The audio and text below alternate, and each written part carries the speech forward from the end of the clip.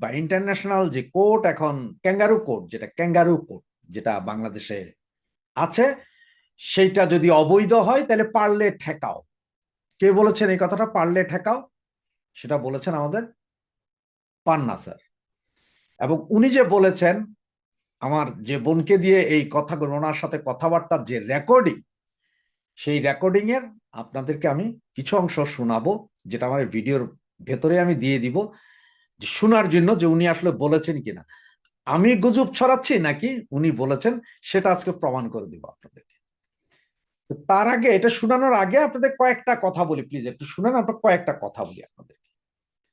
যে আপনারা সকলে জানেন যে এই যে আমাদের জেডাই খান পান্না স্যার, উনি বিশাল একজন উকিল। কিন্তু উনি হাইকোর্টের, সুপ্রিম কোর্ট বিভাগে, হাইকোর্টে কাজ করেন, সুপ্রিম কোর্টে কাজ করেন। মানে উনি ডাক্তার কামাল হোসেনের পরে যদি এখন যদি কোনো নাম করা উকিল বলেন, তাহলে সেটা হচ্ছে যে জেডাই খান পান্না স্যার।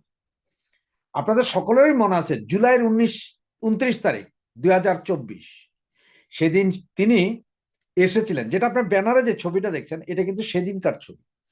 সেদিন তিনি বলেছিলেন যে উনি একটা রিট করেছেন, যে পুলিশকে গুলি করতে নিষেধ করার জন্য আদালতকে রিট করেছেন, আদালত যাতে একটা আদেশ দেয়। কিন্তু আদালতও জানতো যে এই আদেশ আদালত দিতে পারে না, এবং উনি একজন এত বড় আইনজীবী হয়ে উনি জানে যে এই আদেশ দেওয়া যায় না। তার কারণ হচ্ছে যে এখন আপনারা যদি দেখেন যে পুলিশ কমিশনার, ডিএমপি, তারপর সিএমপি, পুলিশ কমিশনার কি বলেছিলেন মনে আছে? যে যে কেউ গাড়ি জ্বালাইতে আসলে, বাড়ি জ্বালাইতে আসলে, মপ করতে আসলে সরাসরি ব্রাশ ফায়ার করে দাও বলেছিল। পরে তারা সেটার কি যুক্তি দিয়েছে? তারাই যুক্তি দিয়েছে যে হ্যাঁ, এটা তো আমরা বলেছিলাম, কিন্তু এটা তো আমাদের পুলিশের বিধানেই আছে, যে পুলিশের বিধানেই আছে যে গুলি করতে পারবে, কারণ জানমালের ক্ষতি হইলে, সরকারের সম্পদ রক্ষা করার ব্যাপার হইলে এটা ওপেন ফায়ার করতে পারবে।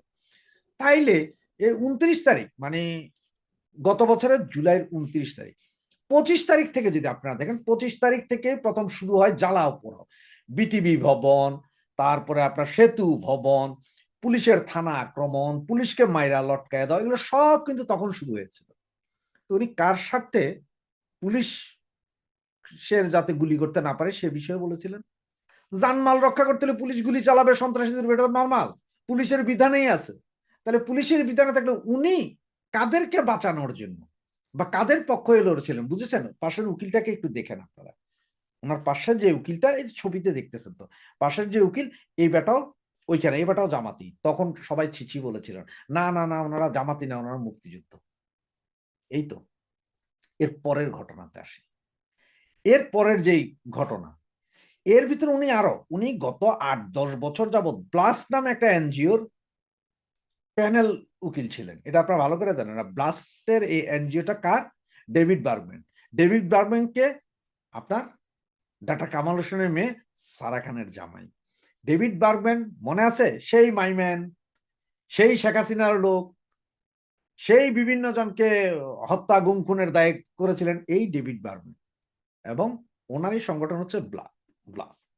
সেটার উনি প্যানেল লয়ার। মায়ের ডাক, ওই যে মায়ের ডাক আরেকটা আছে, সেটারও উনি। উনি সব কাজের কাজী, শুধু একটু পাজি, এই আর কি। এরপরে দেখেন আপনারা আবার, এগুলো আমি গতকালকের যে ভিডিও সেখানে বলেছিলাম, আপনারা 15 আগস্ট কি করেছেন, উনি 12ই আগস্ট কি করেছেন, এগুলো সব আপনাদের বলেছিলাম। একটা কথা আপনাদেরকে আরেকটা কথা বলি, সেটা হচ্ছে যে ঠিক যখন আপনার ওনার বিরুদ্ধে একটা মামলা হয়েছিল, মনে হচ্ছে 300 জন না 350 জনের একটা আসামি করে মামলা হয়েছিল, ওনাকে রাখা হয়েছিল 70 নম্বর আসামি। তখন উনি বলেছিলেন, ভাই নামটা 1-2 নাম্বার রাখলে ভালো হইতো, আমার বিরুদ্ধে মিথ্যা মামলা, ওই মামলা, সেই মামলা, এগুলো বলছিল।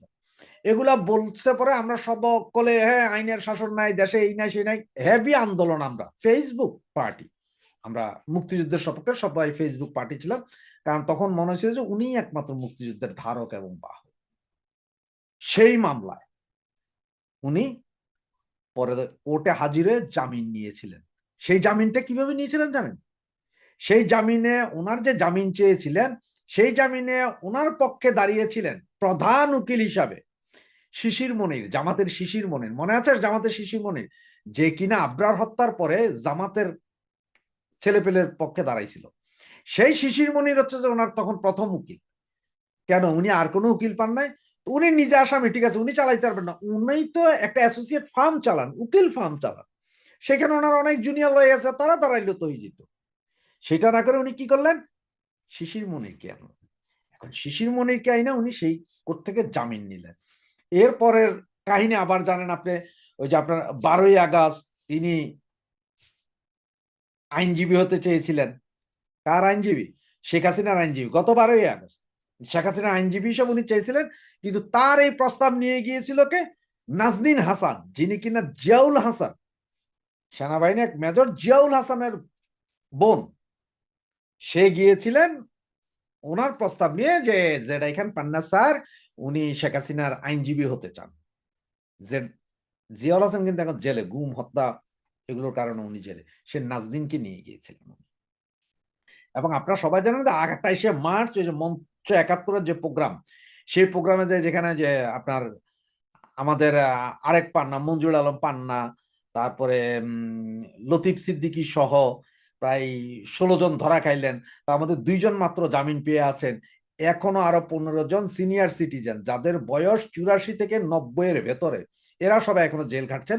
তাদের ব্যাপারে কিন্তু মুখে কুলু পেটে বসে রয়েছেন, কোনো কথা নেই। এই সেই জেডাই খান পান্না। তো চলেন একটু ভিডিওটা শুনি যে উনি কিভাবে বলছেন আমাদেরকে যে পারলে ঠেকাও, আইসিটি যদি অবৈধ হয় পারলে ঠেকাও। শুনেন ভিডিওটা। আপনি যে বললেন যে শেখ হাসিনা শেখ হাসিনার পক্ষে আপনি দাঁড়িয়েছেন, আপনাকে তো কেউ নিয়োগ দেয় নাই। এখন আপনি নিয়োগ ছাড়া যে নিজের ব্যক্তিগতভাবে মানবিক দৃষ্টিতে কাজটা করছেন, আপনি তো অবৈধ কোর্টটাকে মানে বৈধতা ঘোষণা দেওয়াচ্ছেন, মানে ভাবে আড়ালে, মানে এক দৃষ্টিতে এটা তো বৈধতা পাচ্ছে। ওকে ঠেকাও, আমি কি আমরা কিভাবে ঠেকাবো? আপনারা যদি গিয়ে এটাকে বৈধ করেন, একটা অবৈধ সরকারকে বৈধতা দেন, আমাদের তো এখানে শক্তি নাই। আর আমরা বলতে পারবো শুধু, আমরা আমাদের বলা পর্যন্তই আমাদের কাজ। এখন আপনি যেটা করছেন আপনার দৃষ্টিতে সঠিক, অন্য কারো দৃষ্টিতে সঠিক না, সেটাই। হ্যাঁ হ্যাঁ, তা তো কেউই 100% পারফেক্ট না। হ্যাঁ, আমিও না, তুমিও না। ওকে জি স্যার। তো এইটার ভবিষ্যৎ কি হইতে পারে স্যার, যদি একটু বলতেন। দেখো দেখো দেখো, খুব বেশি দেরি নেই, দেখো। তাহলে এর আগে যে মৃত্যুদণ্ড দেওয়া হলো আদালতে, তখন তো আপনার তাহলে দাঁড়ানো উচিত ছিল। এগুলো সব কি আমি তোমার সাথে আলাপ করবো? লোক না, এজেন্সির লোক না, এটা কিভাবে আমি বুঝবো? না না, আপনার ইচ্ছা, আপনি বললে বলবেন, না বললে নেই, সমস্যা আমি তো কাউকেই বলি নাই। যে আমার সাথে বলতে আসে তাকে আমি বলতে সামনাসামনি আসে।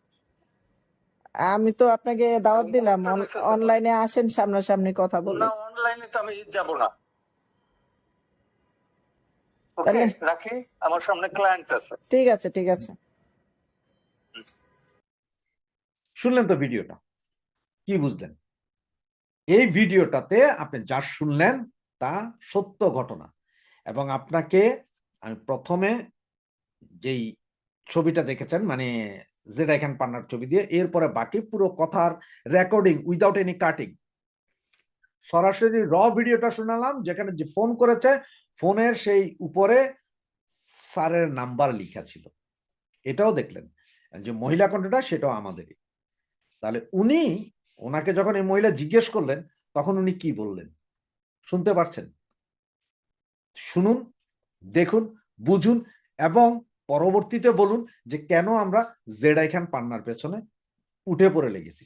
এই জেডাই খান পান্না, এখন অনেকে বলছেন যে না, উনি তো ওই সেনাবাহিনীর যে 25 জন আছেন ওনাদের পক্ষের আইনজীবী হবেন, এই সেই হবেন। আবার উনি বিভিন্ন জায়গায় এখন বলে বেড়াচ্ছেন যে উনি শেখ হাসিনাকে মজলুম ভেবেছেন তাই দাঁড়াচ্ছেন। শেখ হাসিনা কি ভয়ে কাঁপছে? শেখ হাসিনা কি ওনাকে বলেছে যে স্যার আমি খুব ভয়ে ভীত, আমারে বাঁচান? এটা তো বলে নাই। তাহলে উনি কেন শেখ হাসিনাকে, আর উনি রাষ্ট্রের নিযুক্ত আসামি পক্ষের আইনজীবী, রাষ্ট্র নিযুক্ত, তাই রাষ্ট্র যে ফাইলপত্র দিবে, রাষ্ট্র এই ধরনের যেসব ফাইলগুলো দিবে সেগুলো নিয়ে উনি লড়াই করবেন। উনি তো নতুন কোনো ফাইলপত্র আনতে পারবেন না। তার মানে হচ্ছে এখন যে আছে আইসিটি কোর্টের এখন যে প্রধান আপনার সরকার পক্ষের আইনজীবী, তার আন্ডারে উনি চাকরি করবেন এবং ওই বেটা যা বলবে তাই তাকে মানতে হবে। স্যার কি যা বলতে পারবেন যে আমি কোরআনে শপথ করিয়া বলিতেছি যে যাহা বলিব মিথ্যা বলিব, মিথ্যা সত্য বই মিথ্যা বলিব না, 1 ইঞ্চিও মিথ্যা বলিব না, আপনার এই আইসিটি কোড ভুয়া, এটা বলবেন? আপনাদের এই আইন ভুয়া, আপনারা যে বিচার করেছেন সেটা ভুয়া, আপনারা যেভাবে ফাঁসি দিয়েছেন এগুলা আইনের দায়রায় পড়ে না, এই কথা কি উনি বলতে পারবেন? সবচেয়ে বড় কথা কি জানেন? এই যে আপনার এবি পার্টির যে সভাপতি, এবি পার্টির সভাপতি ফুয়াদ না, ফুয়াদ সেক্রেটারি, সভাপতির নামটা ভুলে গেছি, কি মঞ্জুর বা কিছু একটা এরকম নাম, গতকালকে সে একটা টক শোতে সরাসরি বলেছেন যে জেড খান পান্না প্রথম থেকেই চেয়েছিলেন প্রধান প্রসিকিউটর হওয়ার জন্য আইসিসি ট্রাইব্যুনালের, এবং উনি হইতে পারেন নাই বিধায়, যার কারণে উনি আবার মুক্তিযোদ্ধা এই সেই বলা মানে ফুটেজ খাওয়ার জন্য উনি